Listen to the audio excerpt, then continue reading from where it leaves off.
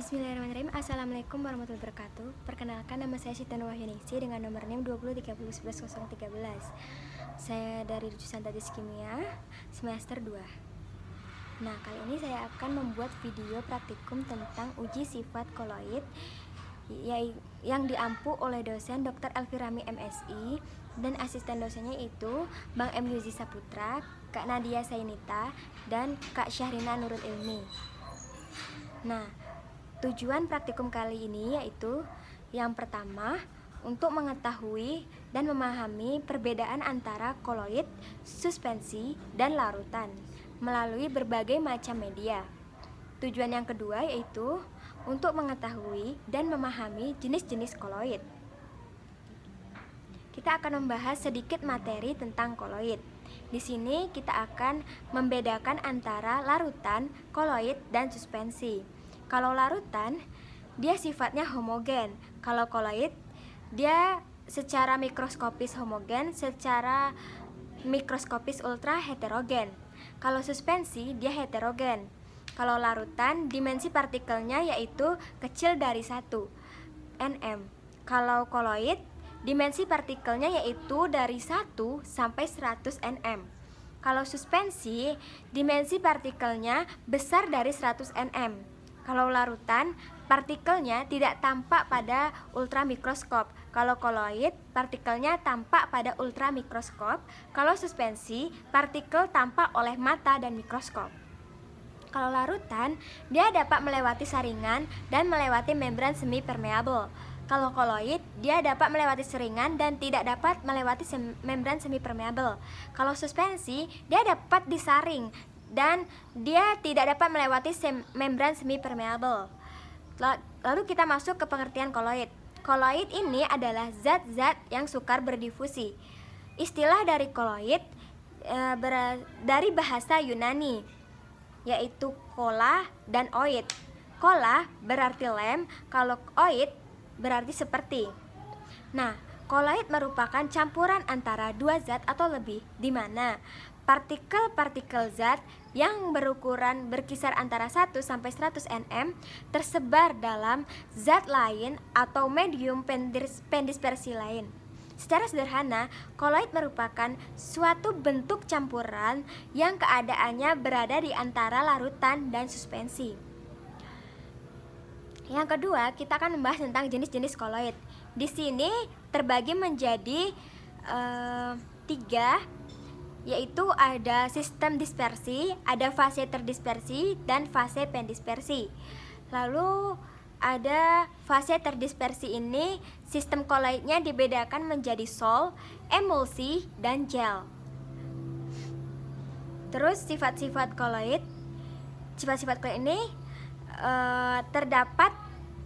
terdiri dari efek Tyndall, gerak Brown, elektroforesis, absorpsi, koagulasi, terus ada koloid pelindung, ada dialisis. Nah, yang kita bahas kali ini yaitu tentang efek Tyndall. Efek Tyndall merupakan peristiwa penghamburan cahaya oleh partikel koloid. Contohnya dalam kehidupan sehari-hari. Yang pertama, terjadinya warna biru di siang hari dan warna jingga di sore hari. Lalu sorot lampu mobil di udara yang berkabut. Lalu sinar matahari yang melewati celah-celah dedaunan pagi yang berkabut. Lalu ada cara-cara pembuatan koloid. Di sini terbagi menjadi 2 cara, yaitu ada cara kondensasi dan cara terdispersi. Nah, mungkin itulah materi singkat dari koloid yang dapat saya sampaikan. Lalu kita masuk ke materi berikutnya, yaitu tentang alat dan bahan yang kita perlukan dalam percobaan koloid kali ini. Yaitu alatnya yaitu ada senter, ada gelas kimia, ada lap, ada kertas saring.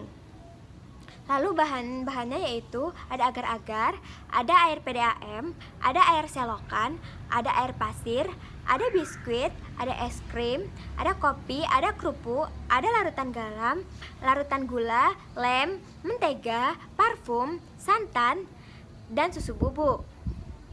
Lalu kita masuk ke prosedur pekerjaannya. Di sini prosedur kerja yang pertama yaitu kita akan membandingkan larutan suspensi koloid. Yang pertama langkahnya yaitu kita siapkan alat dan bahannya. Yang kedua, kita letakkan semua bahan pada gelas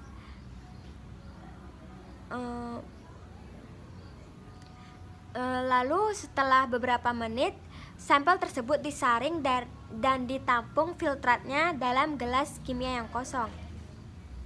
Amati perubahan yang terjadi, serta bandingkan semua bahan dalam bentuk larutan, suspensi, atau koloid. Lalu catat perbedaan yang didapatkan. Yang kedua, yaitu kita akan mengelompokkan jenis-jenis koloid. Langkahnya yaitu, yang pertama kita siapkan alat dan bahan, lalu letakkan semua bahan pada gelas kimia, lalu amati semua bahannya, lalu tentukan jenis campurannya, identifikasikan macam-macam jenis koloid tersebut, lalu catat hasil yang didapatkan. Lalu yang ketiga, kita akan mengetahui efek Tyndall. Langkahnya yaitu siapkan alat dan bahan, lalu letakkan semua bahan pada gelas, lalu nyalakan senter, lalu arahkan pada gelas tersebut, lalu amati semua bahan yang telah kita lakukan. Nah, mungkin hanya itulah materi yang dapat saya sampaikan. Lalu sekarang kita masuk ke percobaannya.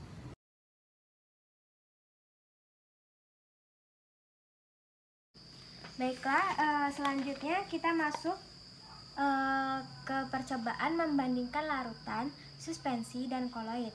Di sini yaitu kita siapkan semua bahan, lalu kita masukkan ke dalam gelas ini, gelas plastik. Lalu kita amati bahan-bahan yang sudah kita larutkan dengan air. Nah, setelah itu kita saring gunakan kertas tisu dan di bawahnya ada gelasnya. Lalu kita saring. Nah, pada percobaan pertama ini saya akan menyaring agar-agar.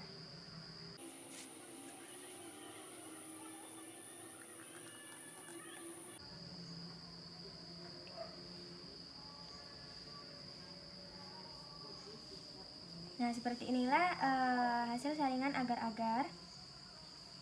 Nah, di sini termasuk keruh ya airnya.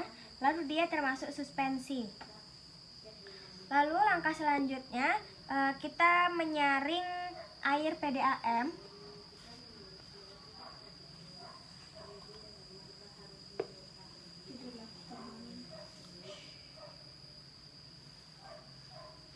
Nah, kita saring air PDAM.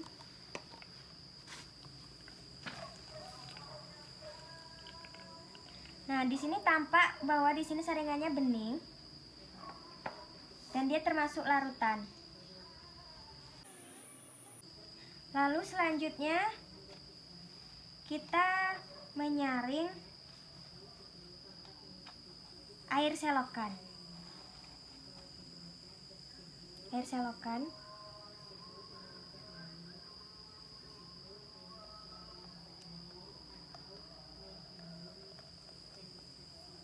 Di sini tampak dia berwarnanya bening ya.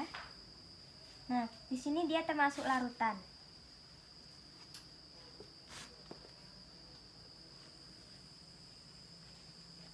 Selanjutnya kita akan menyaring dari air pasir.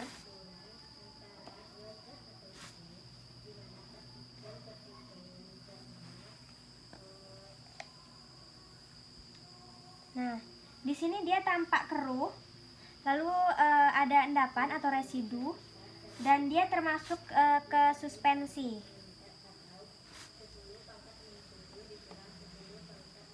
Nah, selanjutnya kita akan menyaring larutan biskuit. Kita saring.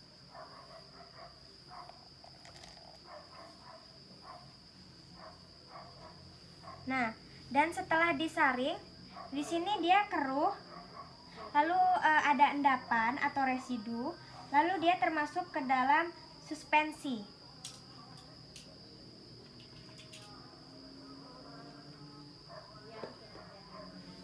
Selanjutnya kita akan menyaring larutan gula. Ini larutan gula.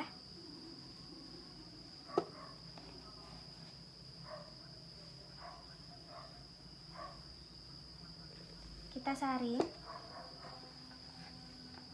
Nah, di sini tampak bening dan dia termasuk ke dalam larutan.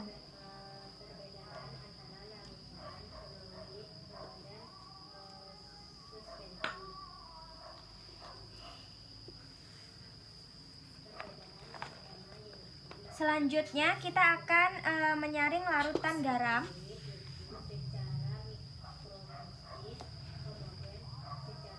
Ini larutan garam kita saring.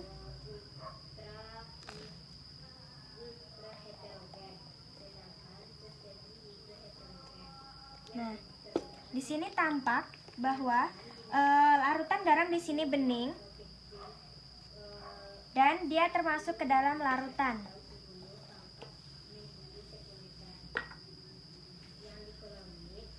Selanjutnya kita saring yaitu larutan kerupuk. Ini kerupuk kita saring.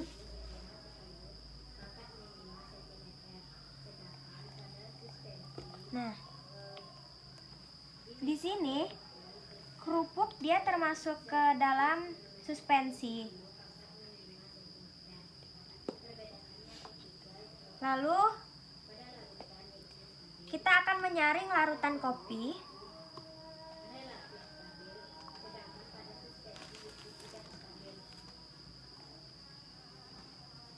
Nah, di sini tampak bahwa kopi di sini keruh dan dia termasuk ke dalam suspensi.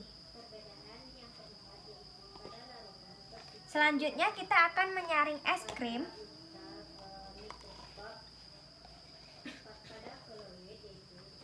Es krim.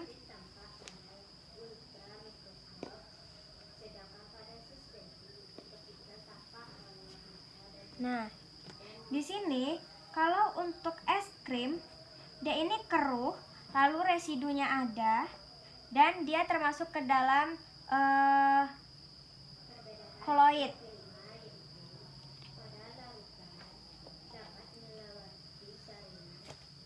Sekarang kita akan menyaring air lem.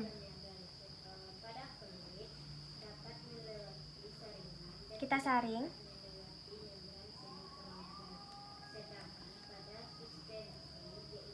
Nah, di sini kita bisa melihat kalau dia ini bening dan dia termasuk ke dalam larutan.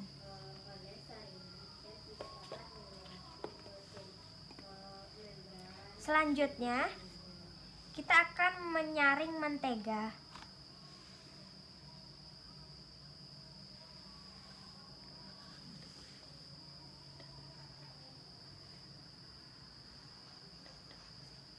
Nah, di sini kita sudah bisa melihat kalau dia ini termasuk suspensi karena dia tidak bisa disaring. Lalu selanjutnya kita menyaring air parfum.